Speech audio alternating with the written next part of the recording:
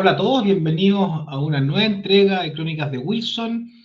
Hoy día jueves 10 de abril a las 9:08 estamos grabando y nos acompañan hoy día los profesores Galá y Zafirio, por lo cual estamos frente al mejor programa de política de Chile, el más serio sin duda y el más neutro también, o más profesional en ese sentido. ¿Cómo está, profesor Galá? Muy bien, don Vicente, ¿cómo está usted? Muy bien. ¿El profesor Zafirio cómo está? Bien, aquí estamos. Me alegro. Hoy día vamos a hablar de la posible Vamos a hablar sobre el sistema político y qué reforma se podría hacer al sistema político, porque, bueno, se ha hablado mucho, digamos, de esta proliferación de mini partiditos que hacen difícil la gobernabilidad, y hoy día lo estamos viendo traducido en candidatos a la presidencia. Hoy día, solo a través de partidos políticos, tenemos 10 candidatos anunciados: Johannes Kaiser por el Partido Nacional Libertario, José Antonio Kast por el Partido Republicano, paréntesis, José Antonio Kast invitado a este programa, todavía no me responde, ni siquiera me ha dicho hola, mala cosa. Número 3, Evelyn Matei por Chile Vamos, de momento apoyada por todos los partidos de Chile Vamos, pero uno nunca sabe. Carlos Larraín, Hugo Sandón siempre pueden hacer una travesura de último minuto, así que hay que esperar. Cuarto, Jimena Rincón por el Partido Demócratas. Quinto, Carolina Toá, Undurraga por la Democracia Cristiana, Vlado Mirosevich por el Partido Liberal, Jaime Mulet por el Partido Regional Socialista, Social Verde, no sé cómo se llama ese partido nuevo también que salió hace poco, Gonzalo Vinter por el Frente Amplio y Janet Jara por el Partido Comunista, y son 10. Pero además faltan otros partidos que todavía no anuncian candidato político, como el Partido Social Cristiano. Rojo Edwards ha hablado sobre la posibilidad de ir como candidato. El PDG también va a tener primarias internas. Va a París, que está muy activo, contra Dr. File y otra gente que son desconocidos. Amarillos tampoco ha dicho nada respecto sobre apoyos presidenciales todavía. Partido Socialista, puede ser que apoye a Carolina Toá, puede ser que tenga candidato propio con su presidenta, la señora Bodanovich. Los radicales tampoco han anunciado candidato todavía. El partido de Artés, me imagino que irá a tirar Artés en su momento. Y otros candidatos que no tienen partido político, pero que eventualmente también tienen ganas de participar. Rodolfo Carter, que también ha dicho harto que tiene ganas de ir a primaria, etcétera. Marco Antonio Minami, que está, bueno, siempre en estas fechas se pone ansioso por ser candidato. Tomás Jocelyn Holt, también, que está buscando las firmas, dentro de los conocidos, digamos. Harold Maine Nichols, también invitado a este programa, sí me ha respondido, pero no ha tenido tiempo para venir, pero ya va a venir. Karim Bianchi también, de Punta Arena. Y eso es lo que tenemos nosotros hoy día como posibles candidatos presidenciales, y una lista de otros 200 candidatos independientes o un poquito más que están buscando firmas, muchos de ellos me imagino como humorada para sus amigos o para sus familiares. Así que esa es la situación hoy día. Tenemos un amplio abanico de candidatos y siempre pueden salir más. Así que en este contexto de mucha oferta política, pero poca gobernabilidad, ¿cuál es, qué explicación le damos a este fenómeno y cómo podríamos mejorar esta situación? Es la pregunta de hoy, y parte el profesor Eduardo Galás comentándonos. No ha de candidato, bueno, profesor Galás, ¿cierto? No todavía, lo estamos evaluando. Está buscando la firma. No. Sí, no. Oye, como la señora Iris, que salió en las noticias porque se inscribió como candidata sin querer. Quería darle su apoyo a otra candidatura y sin querer se inscribió ella misma, en fin. Pero no estoy en esa. Mira, obviamente es un problema que tiene infinitas variables, o sea, no nunca hay un motivo por el cual se produzcan este tipo de cosas. Cuando uno se pregunta por qué es un problema, que yo creo que es una buena cosa para partir, por qué estas cosas son problemáticas, porque alguien podría creer que no es un problema, digamos, que haya tantos candidatos como uno quiera, pero efectivamente esta forma de fragmentación suele ir acompañada de problemas para llegar a acuerdos y de problemas para que cada candidato, digamos, cada candidato relevante sea capaz de representar una porción importante de la sociedad, digamos. El problema, digamos, o sea, hay muchas cosas que uno podría decir, pero yo diría que el problema fundamental es ese, es que normalmente quien gana en este tipo de contextos gana en condiciones de poco apoyo basal, o sea, es poca la gente para quien tú eras una primera opción, y naturalmente se genera una vinculación entre el ciudadano y el candidato a quien apoya. No es lo mismo apoyar a alguien en primera vuelta o en segunda, no es lo mismo acompañarlo desde una primaria, no es lo mismo que lleves un año pensando que este es tu candidato, que tengas que tomar la decisión al final, cuando el que realmente te gustaba perdió. Y en ese sentido, cuando tenemos sistemas muy fragmentados, tenemos autoridades con poca espalda, ¿sí? Como con poca mochila de apoyo real, digamos, por así decirlo. Y quería hacer una pequeña observación antes de decir lo que realmente quiero decir sobre un tipo de soluciones que se suelen ensayar y que van en la línea así como de discutir los fundamentos basales del sistema político, así como ¿es realmente el presidencialismo el problema, digamos, así como en una línea que se escuchó cuando estábamos en la discusión constitucional? Algunos intelectuales a quienes yo respeto, profesores, de hecho, creo que sobre todo por la influencia de Linz, que es un gran autor en esta línea, que creen que el parlamentarismo es una buena receta para lidiar con este tipo de cosas, no necesariamente porque elimine el problema de la fragmentación, sino porque sería capaz de administrarlo mejor.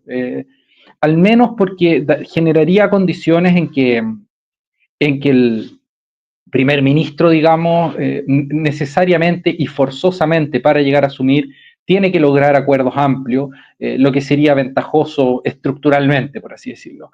Yo quiero decir que ese tipo de argumentos, aunque efectivamente tienen su peso y tienen su, digamos, creo que hay que considerarlo, tienen el problema de que probablemente creen que el sistema político tiene más capacidad que la que realmente tiene para alterar las condiciones de lo que podríamos llamar así como la vida política, ¿no? O quizá la expresión es poco clara, la distinción que estoy haciendo, pero lo que quiero decir, y de hecho esta es una idea en la que tengo que reconocer que Eduardo Zafirio me puso a reflexionar originalmente.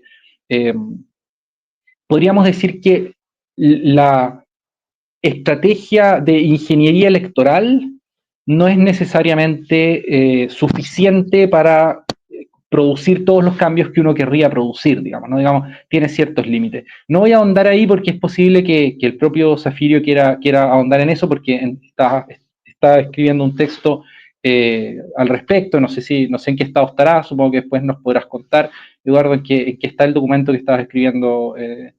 Pero sí, me interesa usar esa idea como punto de partida para decir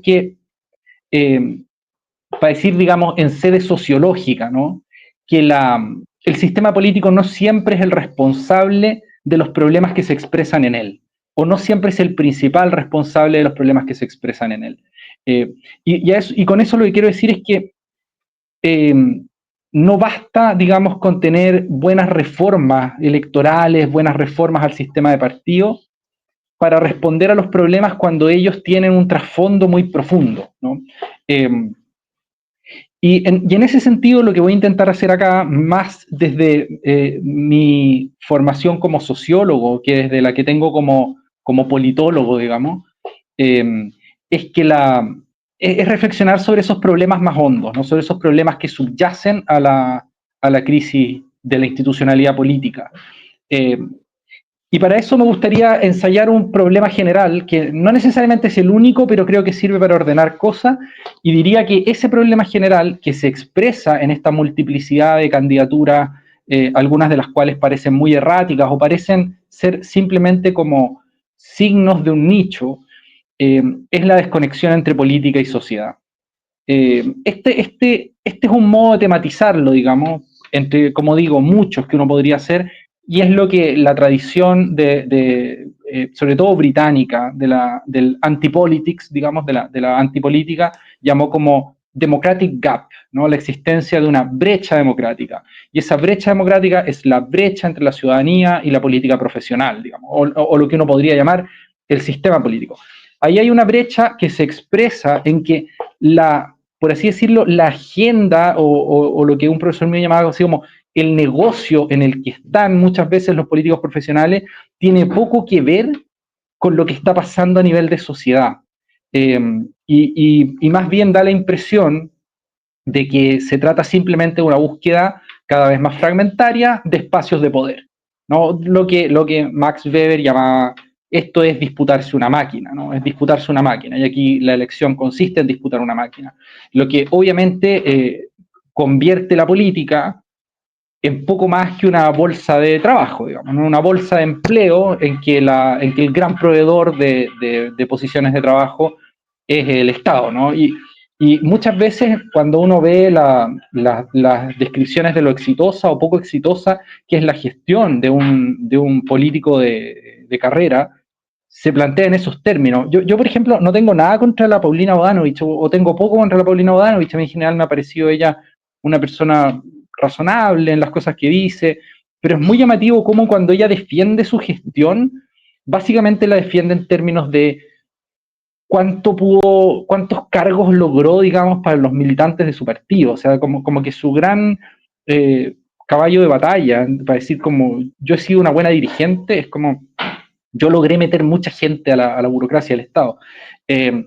Y claro, eso es muy triste porque, por un lado, evacua la vida política del fondo sustantivo que ella debería tener, que es la deliberación acerca del bien común, digamos, y las preocupaciones sobre cómo organizarnos para que nuestra vida sea lo más justa y lo más conveniente posible. Eso obviamente empieza a perder territorio cuando la tarea que el dirigente político percibe que tiene es conseguir la mayor cantidad de puestos de trabajo para sus militantes. Por supuesto, es como rellenar espacios, digamos, más que cambiar el orden de las cosas.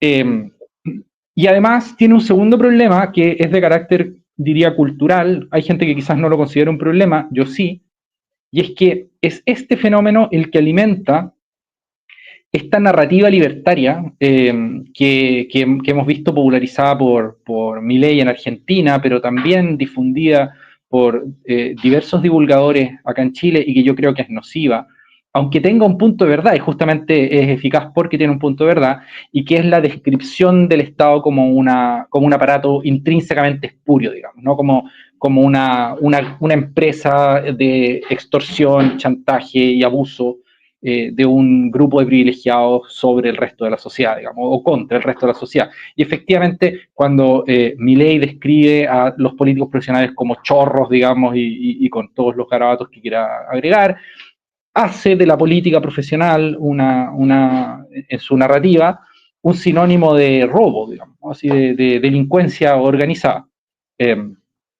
Y yo creo que aunque obviamente haya un punto real y efectivamente uno se encuentra con que hay muchas personas que están en política simplemente para beneficio propio, cosa que es obviamente cierta también, es como una versión muy exagerada de un problema, pero que deslegitima una tarea social que es fundamental, como lo es la actividad política, digamos, ¿no? Y la deslegitima a un nivel que puede ser potencialmente profundo y potencialmente nocivo. Entonces, diría que esta es una manera de dibujar cuál es el problema que enfrentamos, ¿no? Es la desconexión entre política y sociedad. Obviamente la imposibilidad de llegar a acuerdos es una de las cosas que aparecen ahí, porque cuando mi interés es simplemente ganar posiciones, digamos, para los míos, entonces llegar a acuerdos no tiene ningún sentido y efectivamente el orden social necesita acuerdos, digamos. O sea, necesitamos la política porque necesitamos llegar a acuerdos con respecto a cosas, digamos, porque resulta que vamos todos en el mismo barco y necesitamos que ese barco tenga una línea, ¿no? Y tenga una dirección. desaparecen ese tipo de cosas y como consecuencia de segundo orden, la existencia misma de la actividad rectora, digamos, ¿no? Que sería la política en este caso, la actividad rectora en términos de orden, se ve deslegitimada, lo que también, por supuesto, es un problema. Entonces, la pregunta que quisiera explorar es por qué se produce esta desconexión. Obviamente no puedo abordar todas las cosas que uno querría decir, pero voy a hacer una pequeña distinción entre dos tipos de fenómenos, los que voy a llamar fenómenos culturales y fenómenos sistémicos. ¿Ya? O sea, creo que hay algunas cuestiones culturales y algunas cuestiones sistémicas. Hay muchas que hemos discutido a lo largo de estos programas, entonces voy a tratar de reflexionar sobre algunas que hemos mencionado menos o que al menos no recuerdo que hayamos nunca sistematizado. Y voy a empezar por lo que estoy llamando fenómenos sistémicos, ¿ya? O sea, digamos, relaciones entre los sistemas funcionales que dan forma al orden social, ¿ya?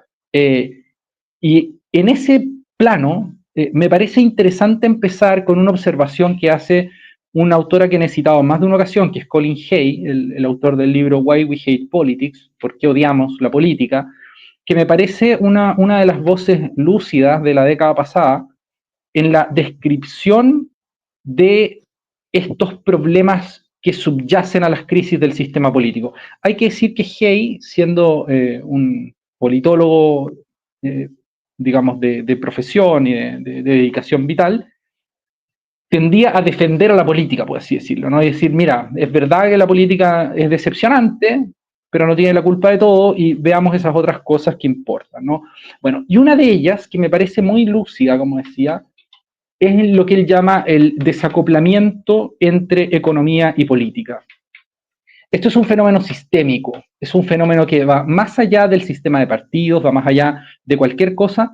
Hay un cierto desacoplamiento entre economía y política que se explica fundamentalmente por lo que podríamos llamar la globalización de la economía. La economía es economía global.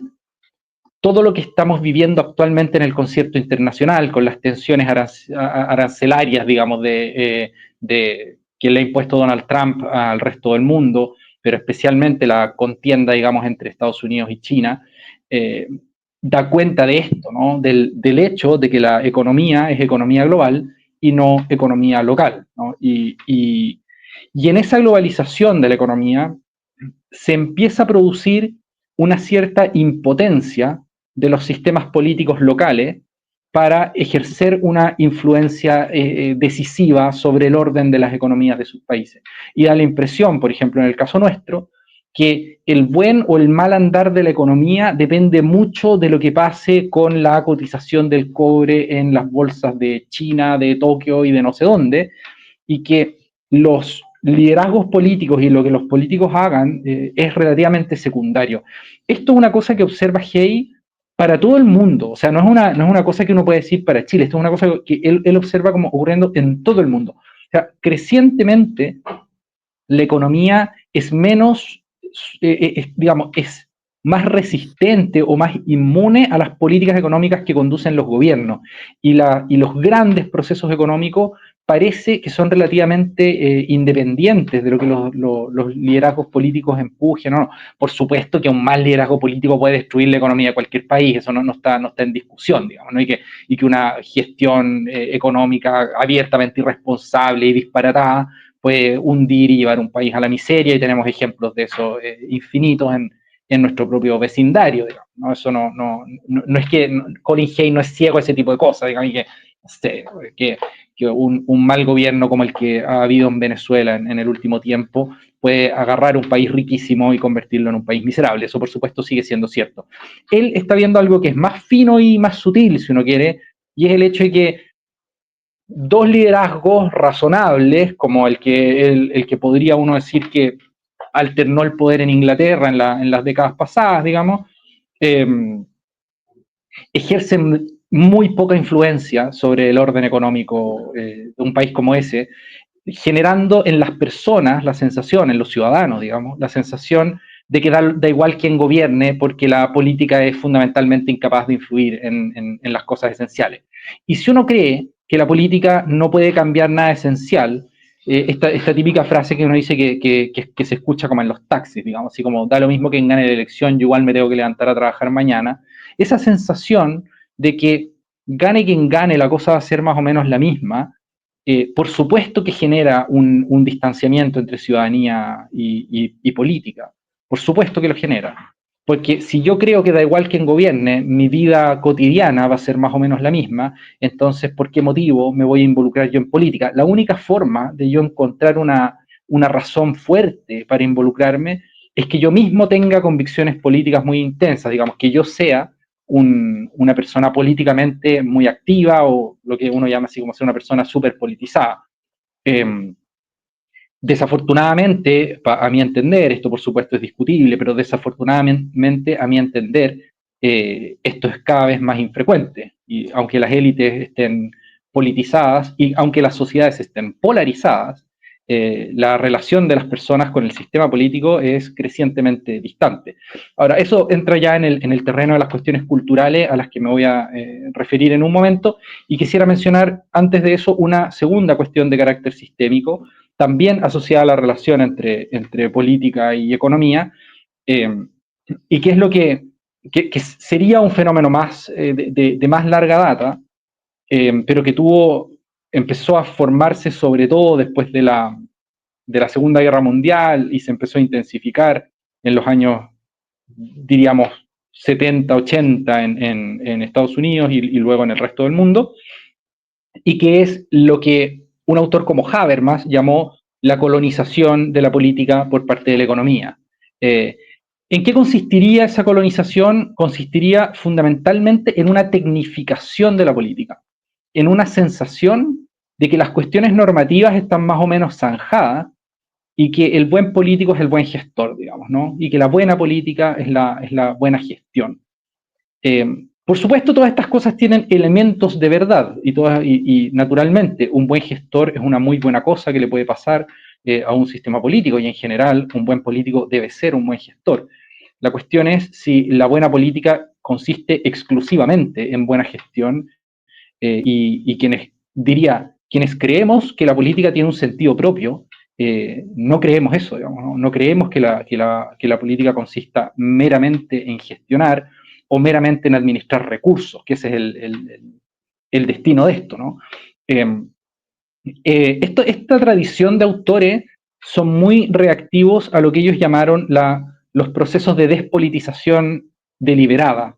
Despolitizar es tomar decisiones que tradicionalmente habían sido objeto de discusión política y convertirlas en discusiones meramente técnicas, reemplazando a políticos electos por técnicos, ¿no? En Chile esto en general incluso suena bien. A nosotros en general nos suena bien que haya ciertas instituciones críticas que estén, entre comillas, despolitizadas.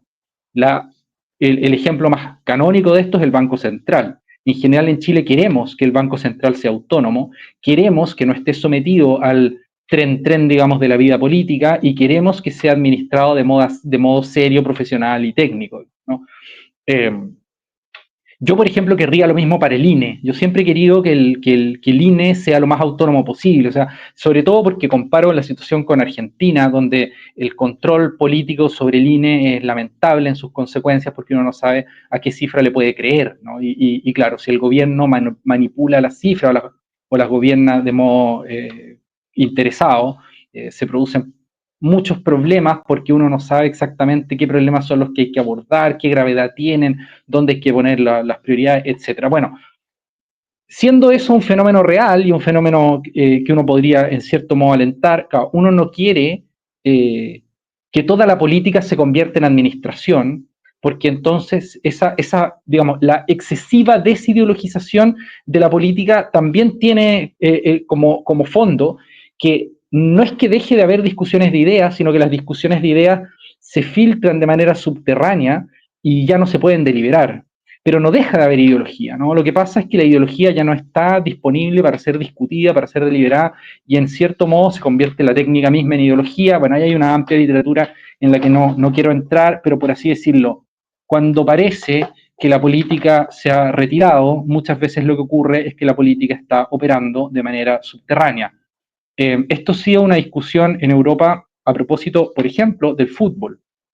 Hay mucha gente que ha sido muy recelosa, y con buenas razones, de la politización del fútbol. Y hay gente que dice, no queremos que el fútbol se politice, no queremos que los gobiernos controlen el fútbol. Claro, ahora, hay una tradición de gente, y yo creo que tienen un punto. No es que yo quiera la politización del fútbol, no solo quiero enfatizar que creo que tienen un punto, que dicen, mira, mientras usted dice que el fútbol no debe politizarse, lo que ocurre es que está politizado, pero de manera subterránea, y está controlado igualmente por fuerzas políticas, solo que nadie las delibera, nadie las controla, nadie las gobierna, etcétera. Nadie las puede hacer, digamos, una mínima accountability, por así decirlo, ¿no? Entonces, diría que este es un segundo fenómeno y que me parece también interesante para mirar, que es un proceso de muy larga data y que explica el distanciamiento de las personas respecto de la política, porque lo que genera es la sensación, de nuevo, de que en la política no importan las ideas, digamos, ¿no? Que no hay nada que deliberar, que lo único que hay que hacer es administrar un orden que está resuelto de antemano. Bueno, la única forma, creo, de que esta clase de desconexiones sean enfrentadas con eficacia es con una cultura política activa, ¿ya? Y aquí voy a cerrar con la idea que voy a elaborar a continuación y que tomo sobre todo de la obra de Zygmunt Bauman, sociólogo, que describe lo que él llama como la era del fin del ciudadano comprometido, ¿no? Y la transformación de los ciudadanos en consumidores de la política. Para Bauman, y quizás tenga razón, aunque estas tesis tan ambiciosas a mí me cuesta valorarlas en su potencial completo, pero él cree que esto es una consecuencia del individualismo contemporáneo, ¿no? Que una de las consecuencias del gran individualismo de segunda ola, digamos, o esto que se ha llamado la segunda revolución individualista, tiene como consecuencia que la persona de a pie, en lugar de configurarse frente al sistema político como ciudadano, se configure como consumidor.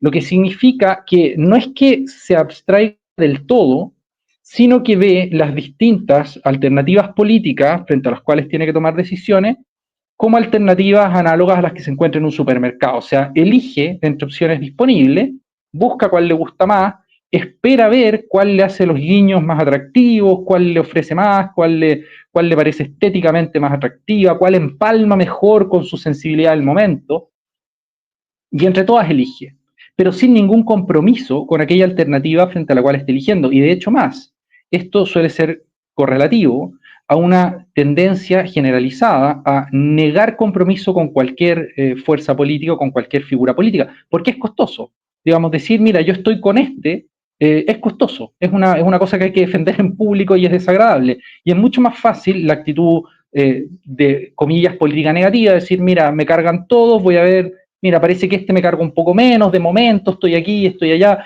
pero esa actitud de distancia higiénica respecto del sistema político, en que trato de no contaminarme, digamos, con esta realidad pegajosa que es el sistema político y la política profesional, trato de no ensuciarme, trato de que no me salpique, y simplemente, llegado el momento, elijo el que me parece menos desagradable entre todas estas alternativas. Esa transformación cultural, que en cierto modo es una opción por mi yo individual y no por digamos, una cerrazón a involucrarse en un yo colectivo que tiene una responsabilidad, por lo tanto, y que tiene cosas que zanjar y que tiene que involucrarse en las pequeñeces de otros y que tiene que cargar con costos, etc. Creo que es una de las grandes claves culturales para entender esta ruptura. Y en ese sentido, y de hecho con esto voy a terminar porque es la única receta que se me ocurre, al menos la única que tengo más o menos articulada, creo que una de las grandes soluciones culturales a los problemas generales que tiene la política ahora pasa por la decisión de cada uno, digamos, de cada ciudadano, de intentar ser lo más comprometido posible, digamos, ¿no? Y creo que hay que intentar revalorizar el bien que está involucrado en el compromiso político. Y con compromiso me refiero a asumir la difícil condición, digamos, de ser parte de una organización colectiva, o al menos de públicamente involucrarse en el sentido de decir, yo estoy con esta alternativa, yo creo que esto es mejor que esto otro, y claro, obviamente una forma muy, muy perfeccionada de esta cuestión es participar activamente en una organización política, pero incluso que no vea ninguna organización política que le parezca suficientemente ajustada a sus creencias, ajustada a los bienes que quiere perseguir o a sus objetivos, sí puede tomar la decisión de al menos hablar en público y no ver siempre en las decisiones políticas digamos, una tarea en la que tengo que preservar mi propia identidad, mi propia, no sé, como mi propia pureza, no manchándome con la suciedad del sistema político, que efectivamente la política se ha convertido culturalmente en una cosa sucia, sino que hay que revalorizarla, digamos, hay que revalorizarla, entender que es una actividad completamente indispensable para la buena marcha de la sociedad, y creer que mi compromiso es indispensable porque si no soy yo quien es, digamos, ¿no? Si no soy yo quien es. Y claro, efectivamente, en ese si no soy yo quien, bueno, los que tienden a ocupar los espacios políticos son las personas a las que a veces con menos escrúpulos o con menos incluso nobleza de intención, no tienen problema en ensuciarse porque efectivamente están ahí simplemente para acaparar puestos, ¿no? Entonces diría, cuando las personas decentes recuperen su compromiso público, vamos a estar más cerca de resolver nuestros problemas de institucionalidad política. Muchas gracias, profesor Galás, por su exposición muy buena. Anoté varias cosas acá. Yo dije que era el mejor programa político al inicio, así que está claro, ¿ya? Profesor Zafirio, cuéntenos, ¿qué nos puede decir al respecto? Sí, yo no tengo discrepancias con los factores que ha señalado Eduardo. Y creo que la aproximación que él elige, a mi modo de ver, es la correcta. De hecho, yo señalé, las primeras semanas de enero me pidió la Comisión de Gobierno Interior de la Cámara de Diputados si podía hacer una exposición a propósito de todo esto, de debates sobre estas mociones que aparecen, algunas de ellas, sobre todo la del Senado, como una especie de bálsamo de Fierabras que va a curar todas nuestras dolencias reales o presuntas, y aun cuando fueran reales, no es claro, en mi opinión, que sean las causas más incidentes en el fenómeno. Y yo ahí decía, miren, nosotros llevamos 5 o 6 años con una constitucionalización de la agenda, este debate sobre las mociones de reforma al sistema político, entre comillas, porque son reformas muy parciales a algunos aspectos del subsistema del sistema político, el subsistema de partido y el subsistema electoral, es una expresión minimalista de lo mismo, tras 2 fracasos constitucionales. Y esto ha estado ocupado básicamente por abogados constitucionalistas, muchas veces con intereses corporativos muy complejos detrás, porque ustedes entenderán que si hay un cambio de constitución, se abre una oportunidad laboral, profesional y de negocio muy significativa, digamos, para estos abogados expertos, y no se necesita ser fanático del public choice para poder ver esto, porque es evidente. Lo mismo pasa con determinadas reformas en materia de derecho penal, por ejemplo. No es raro que sean los penalistas las que las promuevan, porque obviamente el ajuste que eso implica, sobre todo en materia de derecho penal económico, les va a abrir una cartera de oportunidades con empresas. Bueno, Vicente, que sabe de lo que estoy hablando por razones de lo que es su trabajo, mueve la cabeza, porque esto es así, digamos.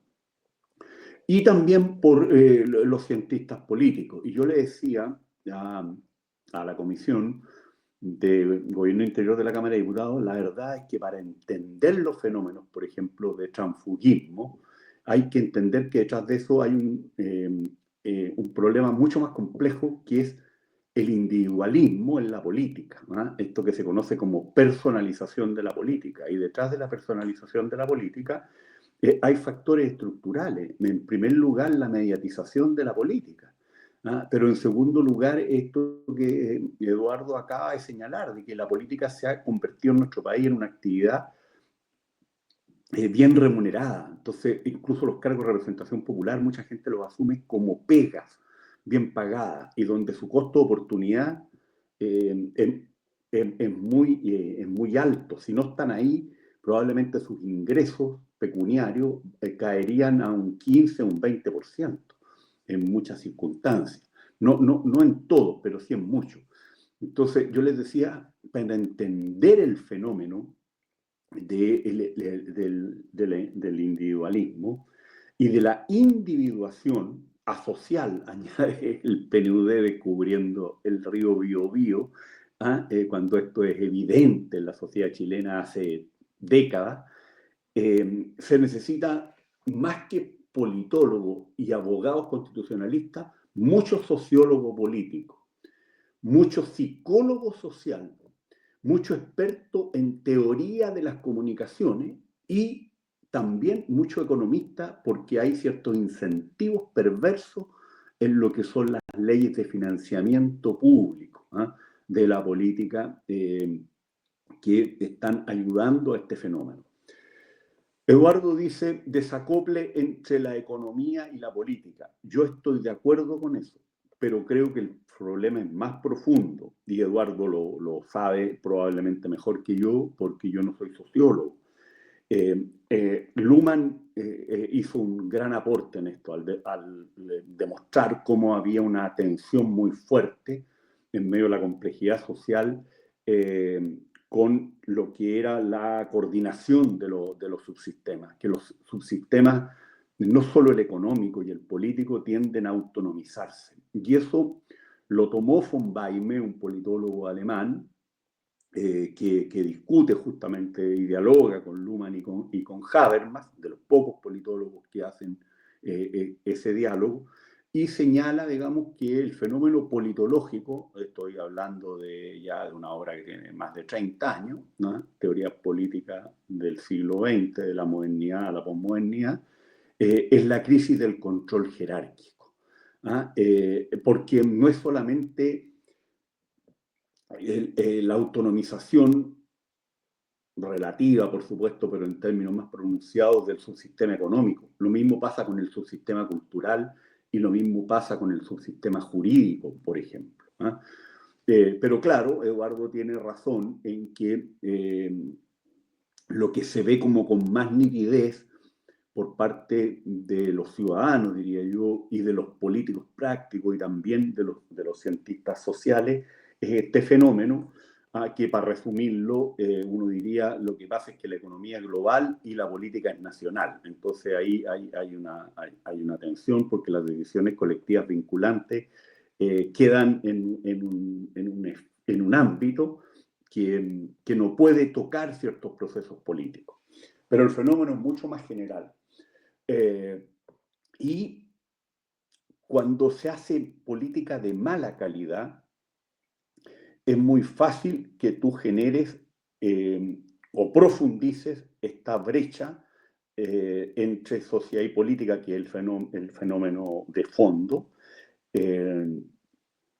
porque tú generas expectativas y haces promesas que cuando llegas al poder eres incapaz de cumplir. Y muchas veces eres incapaz de cumplir no por lenidad, por incompetencia, sino que porque simplemente era imposible. Y tú cometiste el error de no hablar verazmente, de no educar democráticamente, de no hacer una campaña fomentando el civismo, y llegas al poder y fracasas.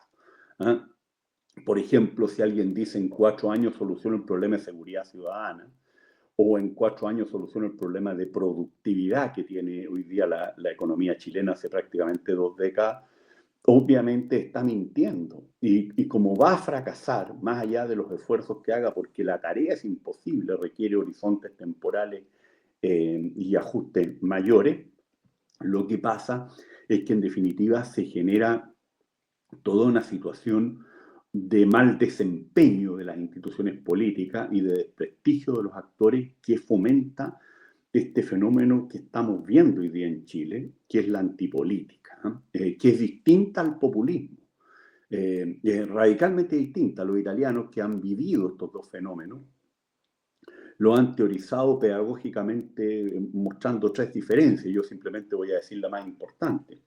El populista lo que hace es exacerbar, bajo lógicas voluntaristas, la oferta de lo que la política puede hacer. El que hace antipolítica, al revés, cree que la política es incapaz de conseguir nada, porque este es un club de señores que solo velan por sus intereses. Entonces ahí hay una diferencia. Claro, ¿en qué convergen? En que ambos denuncian a la casta, a los de arriba, pero están en las antípodas, populismo y antipolítica. En el caso del populismo, una confianza completamente absurda y por excesiva de las posibilidades que tiene la política de controlar desde arriba jerárquicamente fenómenos sociales mucho más complejos y donde hay una autonomización de los subsistemas, y la antipolítica es como la reacción posterior a la demagogia populista, donde en definitiva la persona dice los políticos no sirven para nada. Y eso unido a las lógicas de una sociedad de consumo, y de la novedad permanente de nuestra sociedad, y de la invasividad de esas lógicas mercantiles, llevan a que se busque la novedad política. Entonces resulta que hoy día el propio Kast, que era como la ruptura con el establishment, con el establecimiento desde la derecha, pasa a ser un político tradicional y la cosa ya va en Kaiser. Pero no les Eduardo, quiero una sola pregunta, perdón, porque está muy buena la diferencia entre populista y antipolítica. ¿Podrías poner algún ejemplo de alguien que represente la antipolítica, no sé si en Chile o en el extranjero, como para que quede clara, digamos, esta figura?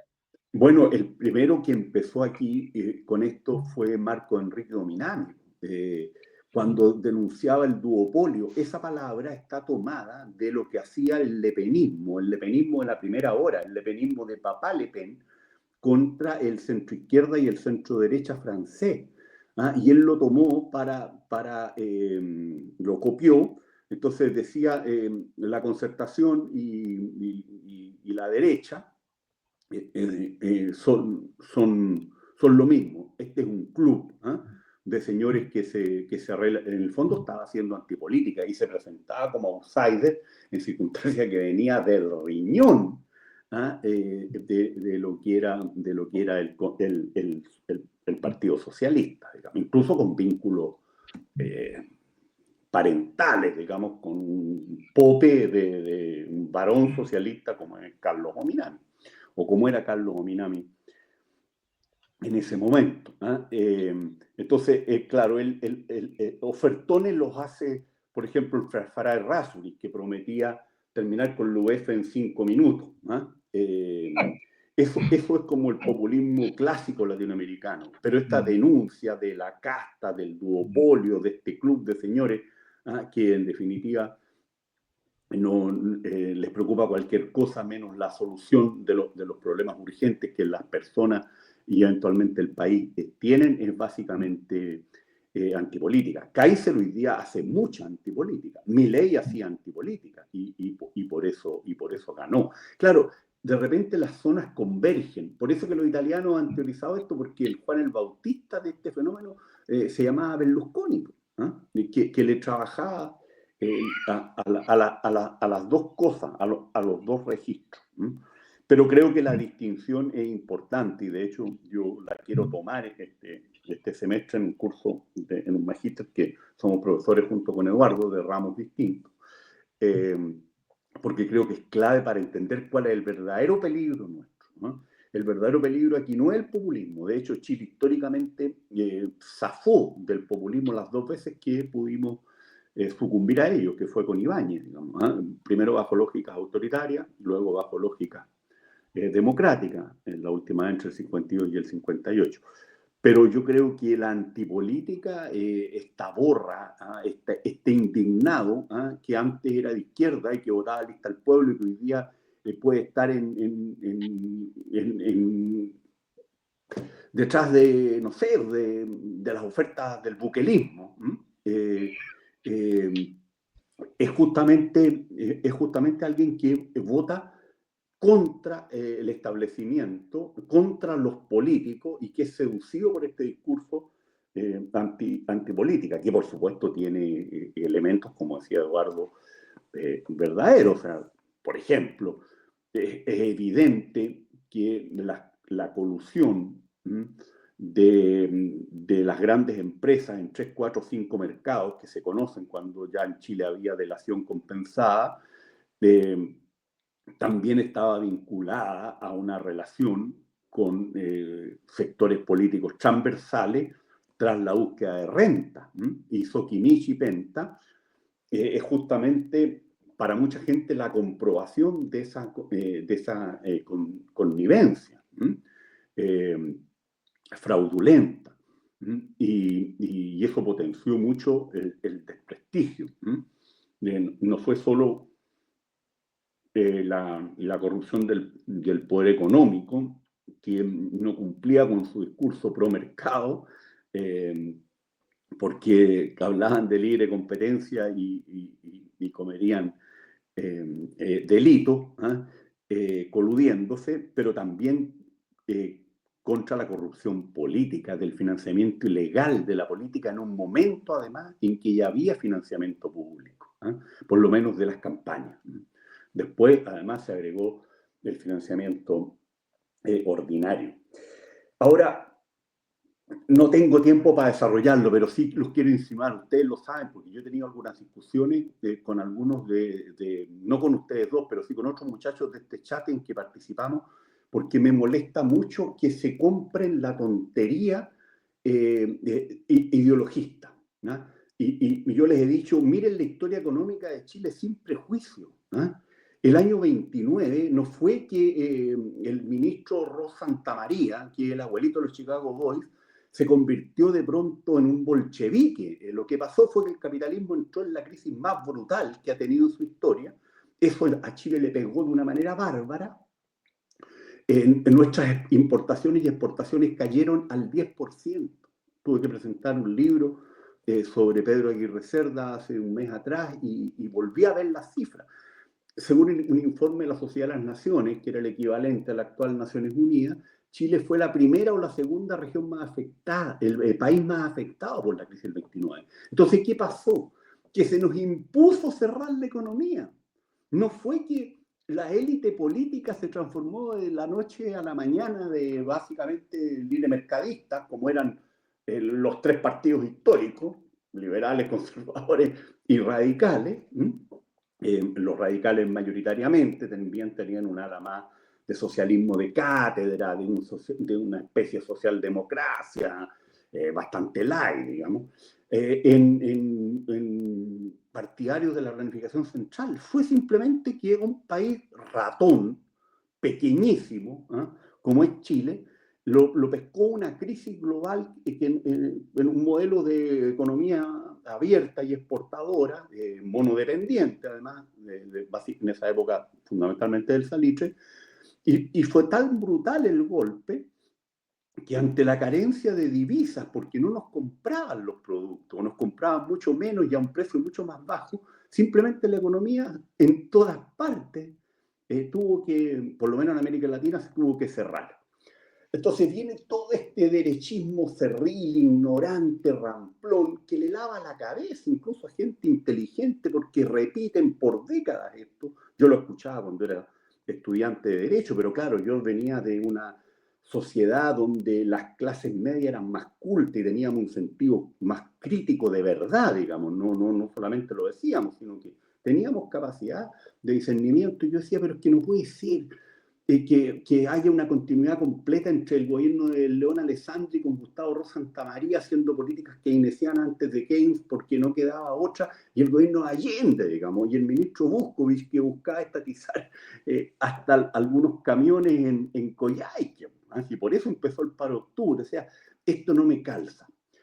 Bueno, pero es que esa misma simplificación es la que hemos escuchado los últimos 30 años con este fetiche del neoliberalismo, el neoliberalismo. Y tuvimos un subsecretario, un ignorante como Ahumada, que en definitiva hacía ideología barata tal como hacían los extremistas de derecha, falseando la historia económica. Así como el año 29 en América Latina hubo que cerrar la economía porque no quedó otra. O sea, la economía se cerró de facto frente al desplome, digamos, del comercio mundial. El año 82 se acabó la plata dulce. Como nosotros habíamos perdido toda capacidad para exportar, eso nos afectaba también para importar. Pues si tú sin divisas no puedes importar. Entre paréntesis, todos los grandes cepalianos llevaban décadas diciendo que aquí había un problema con el modelo de desarrollo hacia adentro. También contra el mito estúpido de que Previch, Aníbal Pinto, Baldo Zunkel. Oye, si estamos hablando de cabezas de gente muy, muy inteligente. Ellos ya habían detectado que había un problema con el modelo de desarrollo hacia adentro, que era justamente esta incapacidad de generar capacidad exportadora y también la sobreprotección, que a lo único que llevaba era a la búsqueda de renta, la ineficiencia, digamos, con unos aranceles de locos. No hubo que esperar a Friedman, digamos, ni a la escuela de Chicago. Los tipos sabían eso, que se habían estudiado en las mejores universidades del mundo. Economía. Pero el 82 pasó lo mismo, para el otro lado. Se acabó la plata dulce, ya no te iban a prestar plata. Entonces, las posibilidades de seguir con el modelo de industrialización sustitutiva, que ya venía herido en el ala y diagnosticado por la propia CEPAL 20 años, se acabaron. Cuando los mexicanos dijeron, no estoy en condiciones de pagar la deuda, eso fue la moratoria, quedó la escoba. Si para el resto del mundo, América Latina son dos países, México y Brasil. Argentina a veces, pero básicamente por los problemas que da Argentina, no por la fortaleza de la economía argentina. Entonces, así como el año 29 no quedó otra más que cerrar la economía, o la economía se cerró de facto, del 82 para adelante, como se acabó la plata dulce, no quedó otra que abrir la economía. Nosotros íbamos adelante en eso, producto de que la dictadura militar había implementado a un ritmo que habría sido inviable en democracia. Les quiero decir, entre paréntesis, que French Davis, en el gobierno de Frei Montalva, era el que hablaba contra los tipos de los altos aranceles, contra los tipos de cambio diferenciados. Algo lograron hacer en esa materia, pero muy poco, porque obviamente es muy difícil abrir la economía, sobre todo en esas décadas, en democracia, porque te encuentras con oposiciones muy transversales, donde están los sindicatos y también empresarios prebendarios, empresarios que están protegidos. Pero los tipos sabían eso. Lo que pasa es que las posibilidades de hacer los cambios, incluso de manera gradual, era muy dificultoso, porque tenía costo. Entonces empezó todo este discurso contra el neoliberalismo, porque hubo que abrir la economía, pero es que no quedaba otra. O sea, hay que estudiar historia económica de verdad, sacarse los velos de los ojos. Porque lo contrario te llegan las sorpresas que se están llevando los ultraderechistas que se compraban a Trump. Que el tipo hoy día está poniendo aranceles, la palabra más hermosa del mundo, como él dice, contra todo el conocimiento básico de la ciencia económica, digamos, contra el conocimiento estándar. Si todo el mundo sabe que los aranceles generan pérdidas globales evidentes. Eso te lo enseñan a ti en un curso de introducción a la economía, digamos, y más allá de que los economistas sean más de derecha o más de izquierda, hay un acuerdo muy amplio que tiene que ver con el estado del arte, el conocimiento actual, de que el comercio en general genera juegos de suma positiva, no juegos de suma cero. Entonces, esto no se ha explicado, no se ha explicado. Y durante 30 años, así como durante 50 años, el griterío fue contra el estatismo, ahora es contra el neoliberalismo, que es una palabra que está completamente vacía. O sea, ¿qué significa eso? Andrés Sanfuentes hizo un esfuerzo hace 15 o 20 años atrás por señalar las 5 o 6 características verdaderas del neoliberalismo. Y no es solamente propiedad privada, mercado, aranceles bajos. Eso no es necesariamente el neoliberalismo. O sea, miren los modelos europeos de los estados sociales y democráticos de derecho que aterran tanto, a tanto tonto aquí, digamos, que ve la antesala de la llegada de Stalin. Bueno, ¿quiénes hacen eso? Lo hace la Europa nórdica. Si esos modelos son capitalismo, lo hacen los alemanes. Si eso es capitalismo, lo que pasa es que no hay una sola manera de gestionar el capitalismo, como te tratan de convencer cuando tú eres un tontito inculto, y que te hacen tomarte la ideología con la cuchara grande, con el cucharón grande. Entonces, el problema es que nadie ha explicado eso, porque nosotros estamos en una caída brutal de la calidad de la política. Aquí nadie, no solo se ha dejado de hacer pedagogía democrática y de hablar verazmente, sino que nos hemos lanzado a la mentira y a la ramplonería más brutal, de manera transversal, incluyendo gente que debiera estar clara de que no se puede curar con esta chichita. O sea, yo creo que la Elin Matei y la Carola Toá, por ejemplo, tienen que ser extremadamente responsables en sus ofertas. O sea, si aquí la Evelyn se compra el discurso del mileísmo, del buquelismo, como parece tentada, su fracaso, si llega a ganar, va a ser bárbaro. Un solo ejemplo. ¿Cómo es posible andar hablando de 6 puntos menos del PIB, digamos, en gasto público, en una economía que está creciendo al 2, cuando le va bien, y que ahora después de lo de Trump puede crecer al 1,5? Si tú pegas esa disminución del gasto público, eso es imposible de compensar con otros componentes de la demanda agregada y simplemente va a generar una recesión, porque el multiplicador keynesiano también opera al revés. Cuando el gasto disminuye, eso afecta al conjunto del producto. Y la Carola Toá también tiene que ser muy cuidadosa de romper con todas las estupideces y mentiras y demagogia del Frente Amplio, porque la experiencia ahí está, digamos, de cómo ha guateado este gobierno, que más allá de lo que pasó en septiembre del 2022, tenía un programa que era inviable. Además le fallaron las mayorías sociales y políticas, pero el programa era inviable incluso con mayoría, era inviable, era imposible de ser cumplido. En síntesis, Chile hoy día vive una crisis de representación política muy profunda y que tiene varias décadas y que se ha ido agudizando. Y entre medio hemos hecho reformas que la profundizaron. El voto voluntario, por ejemplo, profundizó la crisis de representación. Y estas mociones que se están presentando, que son asistémicas y demagógicas, porque ustedes entenderán que el problema de la economía chilena no es la fragmentación, es que llevamos 2 décadas con la productividad en el suelo, que hemos tenido fugas de capitales, producto de la incertidumbre que le hemos metido a la cazuela con 5 años jugando con la institucionalidad, a nivel constitucional o con estas reformitas.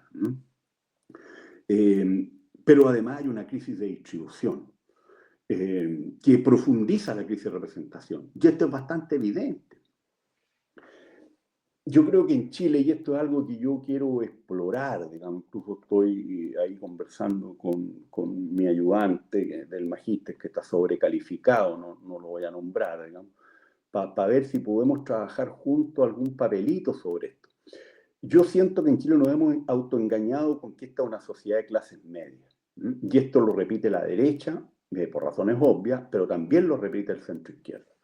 Mi impresión es que en Chile hemos sido extremadamente exitosos con una marca que yo creo que es una marca que no está solo a nivel latinoamericano, en sacar a la gente de la pobreza. Si nosotros medimos pobreza con el termómetro actual, el año 90 un 70% era pobre. Con la última CACEN es un 6,5%. Pero ese 64% de población total que salió de la pobreza no son clases medias en el sentido clásico.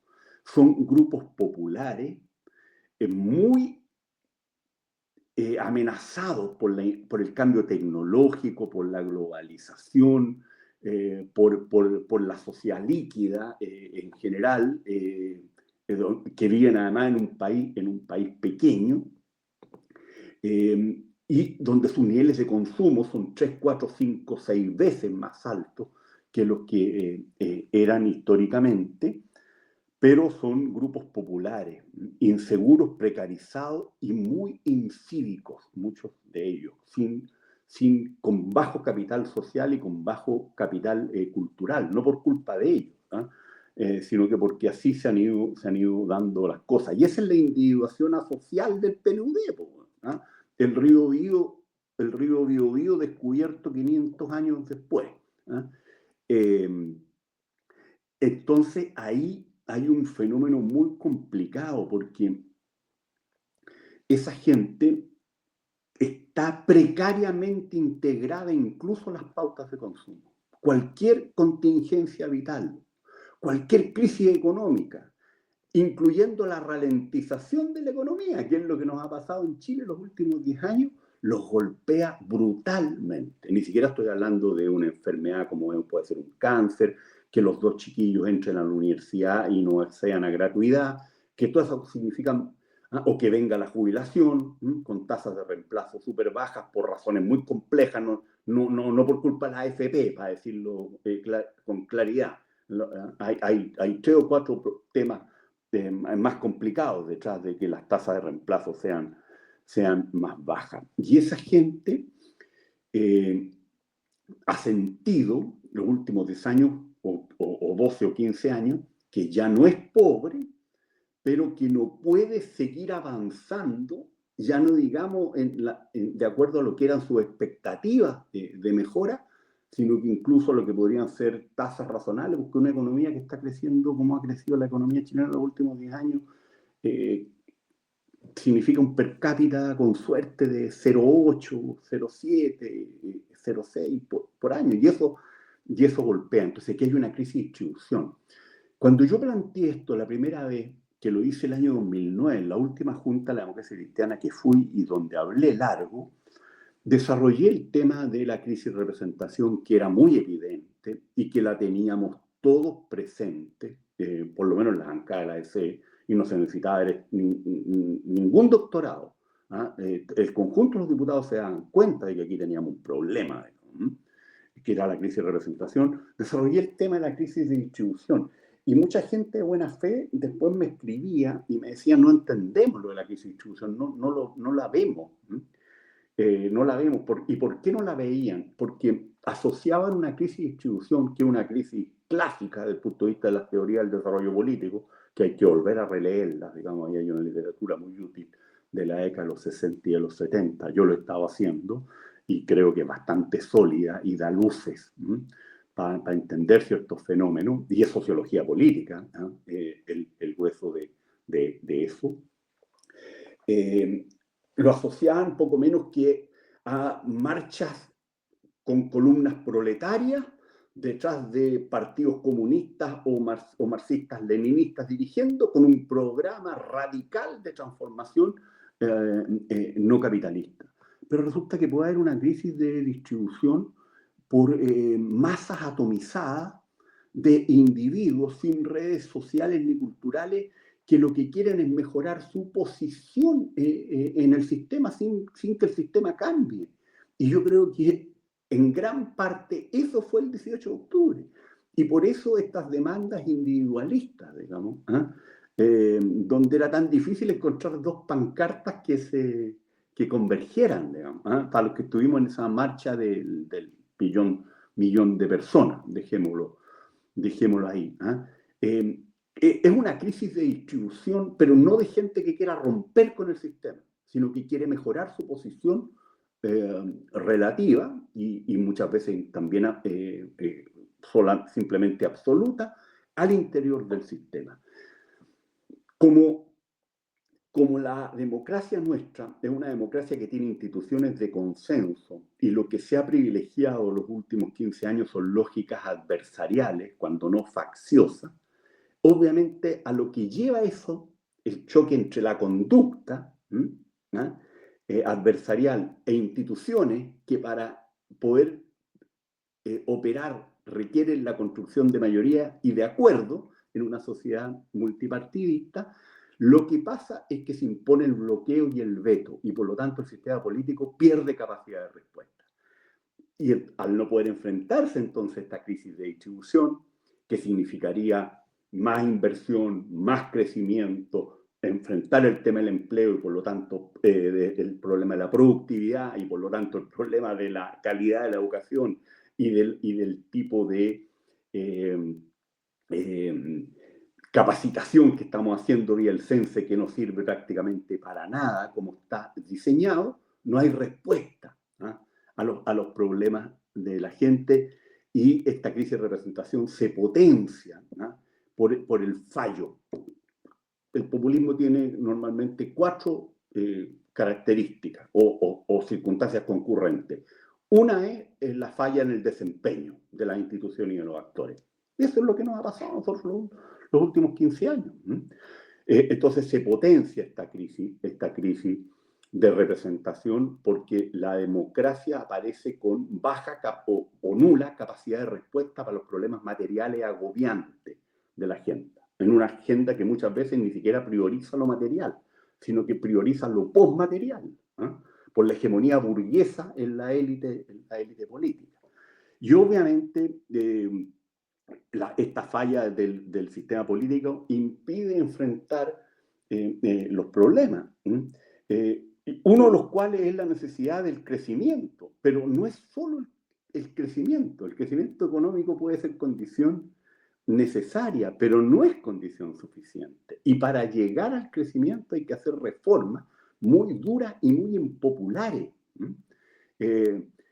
Terminar con el CENSE significa romper con clientelas transversales que tienen que aprobar los cambios en el Congreso. Imagínense, ustedes lo saben, como alumnos y ahora como profesores, o sea, mejor calidad de la educación es un desafío, no te muevas. Si alguien cree que con eso los estudiantes van a tener que estudiar menos, están súper equivocados, van a tener que estudiar más.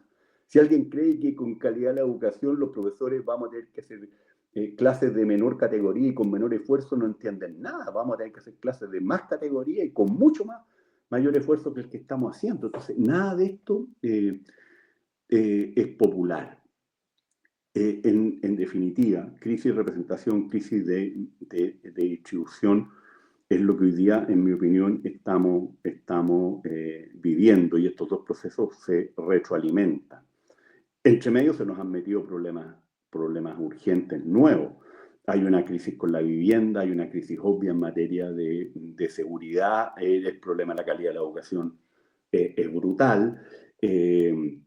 Desde hace décadas lo sabemos, hemos avanzado mucho en cobertura, pero estamos muy atrás en calidad. Hay problemas cualitativos en materia de gestión sanitaria, tú no sacas nada con construir todo lo que hemos construido. Entre paréntesis, quiero ser claro en esto, no estoy diciendo que esto sea mérito exclusivo de la concertación. Estos son logros país, son logros países, son logros que consiguen los países, sin perjuicio que obviamente una coalición que gobierna 20 años tiene un mérito importante en este logro, pero no es exclusivo. Para los tontitos que andan siempre buscando la pequeñez, no estoy aquí haciendo la apología de la concertación, estoy diciendo que hemos tenido éxito como país en muchas cosas estos 30 y tantos años. Y uno de esos es lo que hemos hecho en materia de infraestructura sanitaria, pero la gestión nos ha fallado. Y no tengo tiempo para detenerme en eso, pero necesitamos ahí mejorar mucho la gestión, y no solo en gestión sanitaria. Con algunos ingenieros que he estado dialogando los últimos meses me dicen que hay un problema de gestión general en el país que además es bastante perceptible. Entonces, yo diría que nosotros necesitamos reformas políticas, sin duda, pero sistémicas.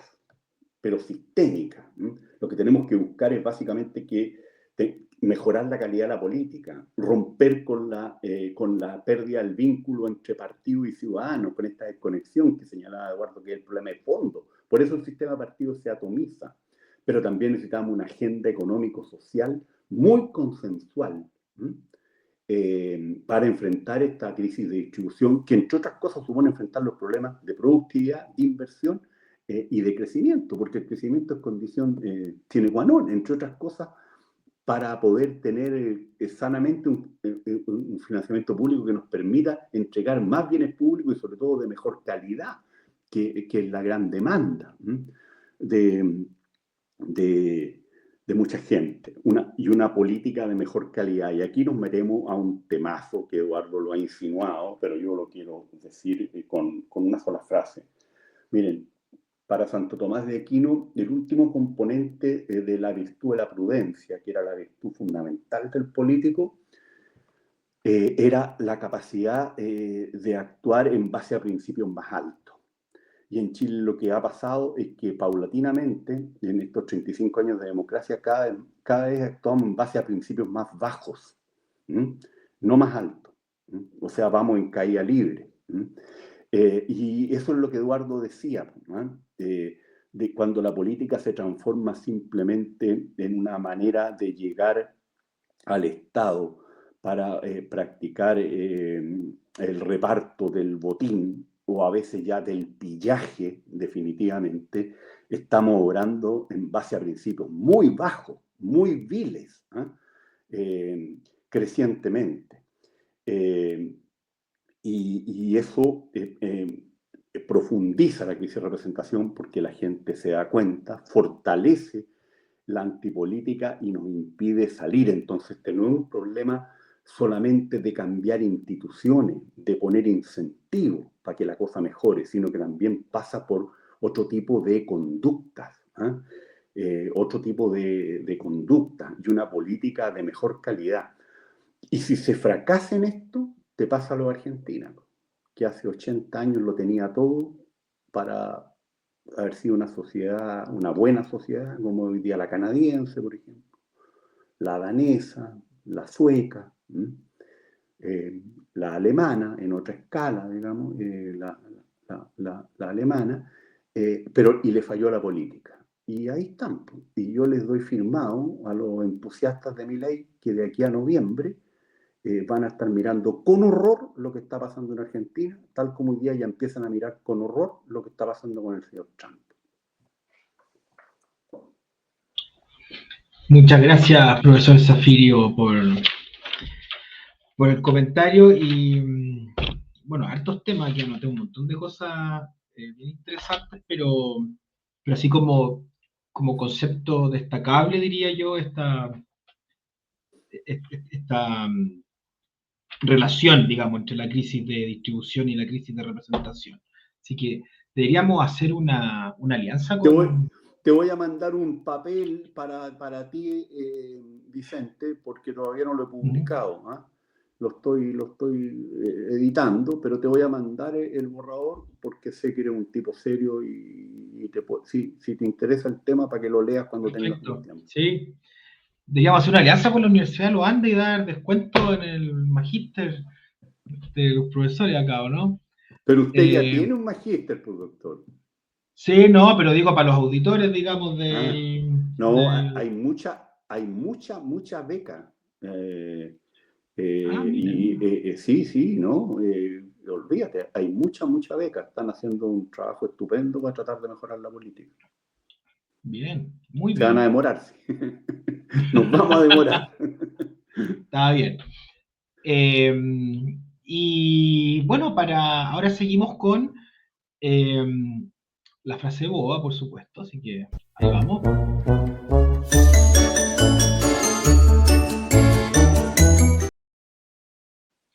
¿Qué frase boba nos trae Eduardo Galás?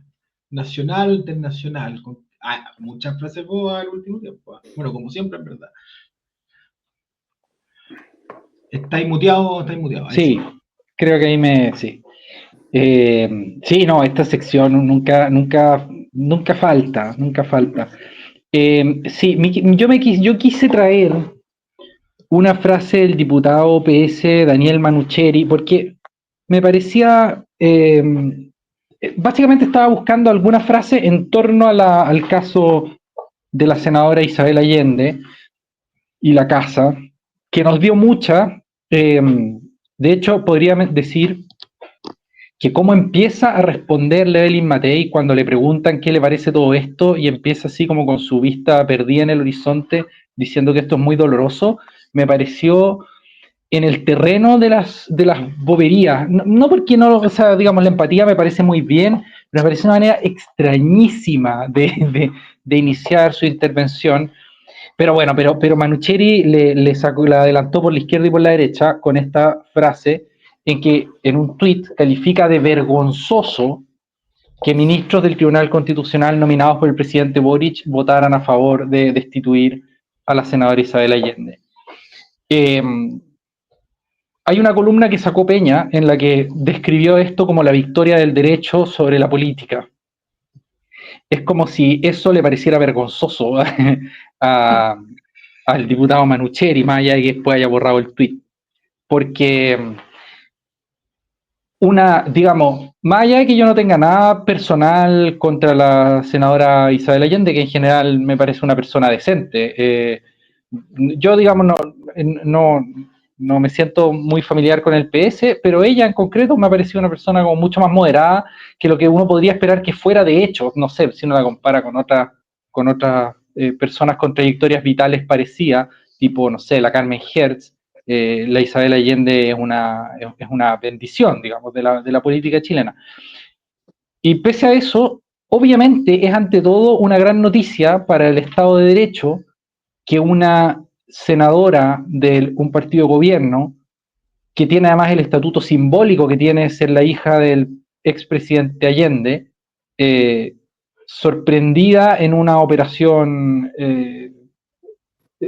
inconstitucional, ilegal, digamos, con el Estado, que además parece haber tenido la anuencia del Ejecutivo, no quede impune frente al Poder Judicial y frente al Tribunal Constitucional, y que en el fondo sea sancionada. Obviamente es una buena noticia institucional que nos permite decir, bueno, mira, ni siquiera una persona como Isabel Allende puede salir limpia de una cosa como esta, siendo, insisto, tal vez la más emblemática senadora que tiene el oficialismo. Y bueno, hizo una estupidez, una ilegalidad, y el hecho de que un diputado de gobierno se dé el lujo de considerar que es una vergüenza, así como estos son nuestros ministros, por lo tanto estos son nuestros votos, como si no tuvieran que juzgar en derecho, sino que tuvieran simplemente que corresponder a lo que el cuoteo institucionalizado les ha otorgado, que es una posición de poder para básicamente respaldar un abuso de poder de una institución, de una autoridad política. En fin, me parece increíble, así como la distancia tan profunda con las cosas más obvias de la decencia política, que creo que hay que traerlo, porque bueno, el hecho de que haya borrado su mensaje certifica que él mismo se da cuenta de que fue una frase boba. Tiene varias Manucherias, Sí. tiene Pero muchas Manucherias. Esta era muy grave. Esta De hecho, descarada, sí. oye, de hecho yo voy a contar aquí que una autodenuncia de que nos hemos coludido, porque a veces chequeamos las frases bobas para no repetirnos, y yo la verdad que tenía esta y otra, y Eduardo me dijo que él tenía esta, entonces también la tenía registrada, y habían otras que se me habían olvidado, ¿eh? Que se me olvidaron, pero que también eran grandiosas en este mes que no grababa este programa Vicente.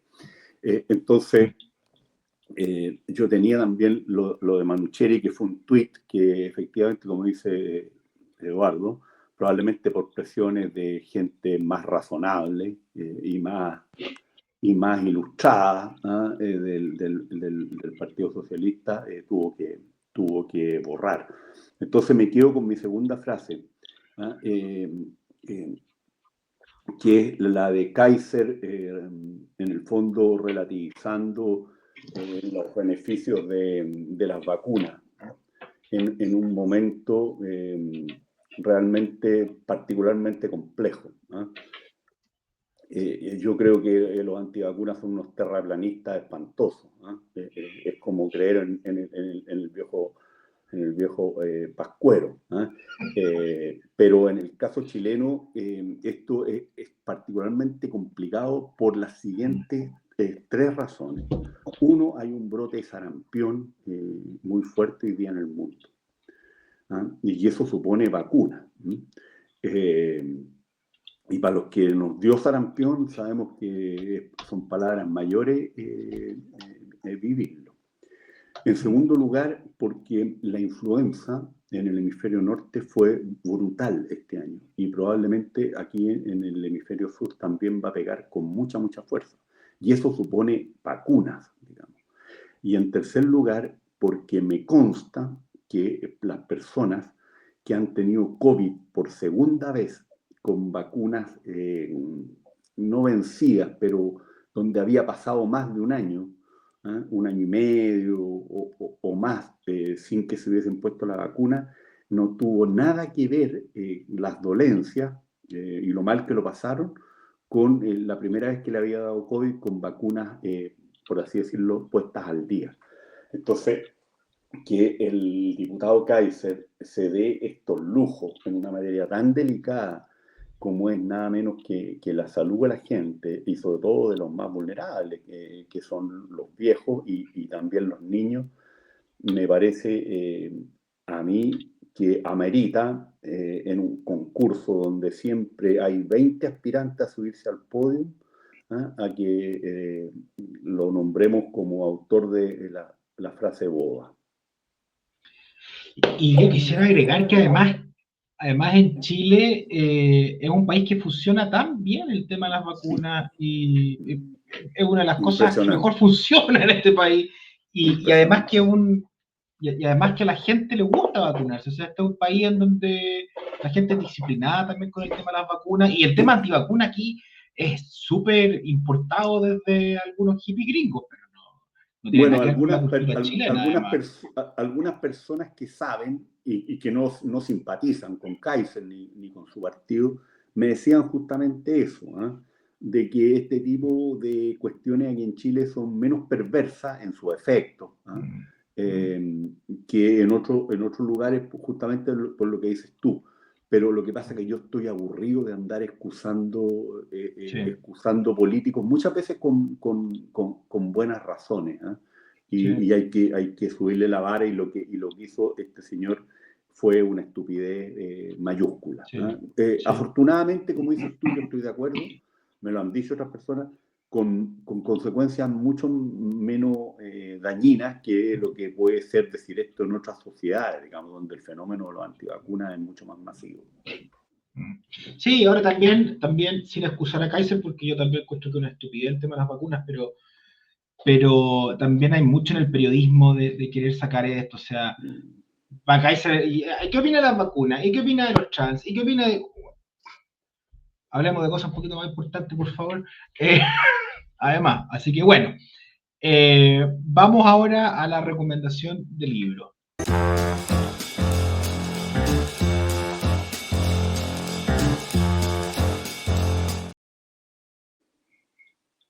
Profesor Galás, ¿qué libro le recomienda a los auditores de este programa? Sí, yo tengo una recomendación de libro sobre la cual voy a hacer un par de prevenciones. La primera es que cada vez que nosotros hemos hecho un programa de política internacional, hemos fracasado rotundamente en nuestra audiencia, porque al parecer a los auditores de este programa y a los espectadores solo les interesa la chimuchina local y poco el orden global. Pero estamos obviamente en un contexto global súper apremiante, pues súper inquietante, de conflictividad muy abierta entre las dos grandes potencias del mundo, con una tercera como es Rusia metida en su propio atado. Y por lo tanto voy a recomendar un libro que apunta más bien así como para mirar a Estados Unidos y para mirar las bases sociales en las que está edificada la persona, la identidad política de Donald Trump. El libro se llama Extraños en su propia tierra, y fue escrito por la Arlie Russell Hochschild y está traducido al castellano eh, por una editorial que se llama Capitán Swing. Yo ese libro lo leí en su momento en inglés, lo publicó el 2018. Yo lo leí porque, como muchos o sea, creo que he dicho en muchas ocasiones, yo estoy dedicado sobre todo a estudiar la rabia y ella encuentra en esa emoción política fundamental, la rabia, encuentra el principal vector afectivo del apoyo a Donald Trump. Ahora, a mí me parece interesante el retrato que hace ella. Ella es una profesora de ciencias sociales de Universidad de California y por lo tanto uno puede imaginarse que es simpatizante con el Partido Demócrata, una mujer con ideas de izquierda, progresista, en fin. Por supuesto se siente muy lejana a la identidad política de la derecha gringa, eso es evidente todo el rato en su libro, ella no lo esconde, pero hace un esfuerzo por dejar hablar a este público que dio forma al movimiento Make America Great Again. Y a mí me parece interesante no solo por lo que retrata de la relación entre el electorado, ese electorado de Donald Trump, sino también porque hace patente uno de los problemas que subyacen a lo que está ocurriendo en este conflicto global y que es la precarizada situación en que han quedado esos grupos medios que soportaban la antigua, digamos, sociedad industrial norteamericana, una vez que el capitalismo se globalizó y entró un competidor que podía producir industria sin ninguna consideración por los derechos laborales, como es China, ¿no?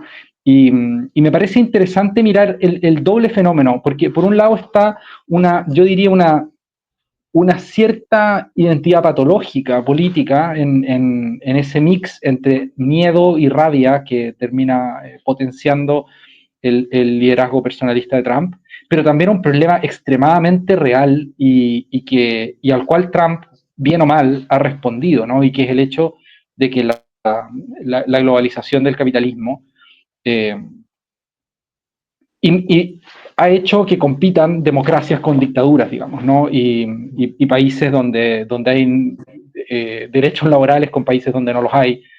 Y claro, eso generó una clase, diríamos una clase media, tal vez la expresión no es completamente rigurosa, pero esos grupos medios precarizados, eh, a los que por supuesto hay que prestarles toda la atención porque son tal vez el grueso del mundo, de la población occidental, y en la identidad de esa gente se juega probablemente el giro político de todo Occidente.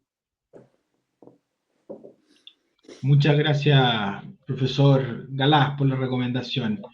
El profesor Zafirio, ¿qué nos puede recomendar? No nos hemos puesto de acuerdo. Y yo, ese libro, no sé si alcanza a ver bien, Economía Internacional, Teoría y Política, de 3 autores, muy buenos todos, pero encabeza Paul Krugman, que recibió el Nobel de Economía justamente por sus aportes a esto. Esta es la edición en español, de la 10ª en inglés. A mi juicio, este es el mejor libro para estudiar economía internacional. Se lo he estado mandando a algunos exalumnos porque está en la red además. Es de Pearson, este libro. Hay otros buenos, también el de Salvatore, pero este libro es como el más profundo. Y lo recomiendo no solamente por lo de Trump, para que estudien ahí las partes de política comercial, la estupidez y esta guerra comercial que se está desatando, donde no van a haber ganadores, sino que básicamente perdedores de distinto rango, así lo prueba la historia, por la vía del uso del arancel. Y claro, los que deben leerlo en esta semana son sobre todo los fanáticos trumpistas, pero a los fanáticos frente amplistas que le rendían culto a Humada, que no planteaba cuestiones muy distintas a las tonteras que hoy día el mundo está experimentando, también este libro le haría bien leerlo. Yo, de hecho, a mis alumnos de Ciencia Política de la Mención en Relaciones Internacionales, hace 15 años atrás, que les empecé a decir que era clave que se leyeran este libro. Y para los izquierdistas es súper interesante que lo lean porque Krugman es un tipo que simpatiza con los demócratas y rabiosamente anti-Trump, ¿ya? Y menos, pero también bien fuerte anti-republicano, ¿ya? Yo no sé si milita en el Partido Demócrata o no, pero obviamente está claramente en ese mundo. Entonces este libro, Economía Internacional, Teoría y Política, que encabeza Krugman, otro autor es Odfeld, que fue economista jefe también del Fondo Monetario, son tipos de muy buen nivel, pero simplemente me quedo con el nombre de Krugman. Recomiendo su lectura para derechistas, trumpistas y para frente amplistas ahumadistas, porque es bueno terminar con el pensamiento mágico. Si se leen el libro íntegro van a aprender mucho, pero me bastaría con que se leyeran los capítulos vinculados a política comercial y lo que significan los aranceles. Muchas gracias, profesor Zafirio. Tenemos, yo creo que más trampistas que frente amplistas de auditores. No, está bien, pero es que ahora están tratando de pasar colados. Pero durante años, en el fondo, el pensamiento mágico, los tipos no se diferenciaba demasiado de lo que le hemos escuchado a los trampistas. Ahora van a terminar de el libre mercadista. Así es. Bueno, señores, muchas gracias por escucharnos y nos vemos en una próxima entrega. Estén muy bien. Un abrazo. Muy bien, pues, un gran abrazo. Y Abrazos para ambos. Nos vemos el lunes. Nos vemos. En la universidad, profesor Galá. Ahí nos veremos.